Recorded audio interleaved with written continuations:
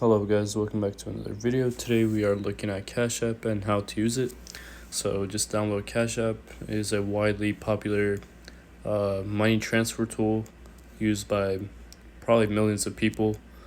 And yes, so you can send money easily through CashApp. Just download it and then log in or click on it.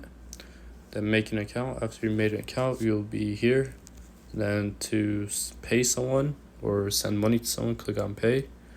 So just click on $1, pay, and then you could see friends on Cash App. So just give them access to your contacts, and then you'll have contacts pop up. So let's say you don't have their phone number or a contact. You put their email or their cash tag. Then you just write that, and then you could add a small message, and then you just click pay on the top right. You could also send a gift card. You could send a stock, which is really cool, or a Bitcoin.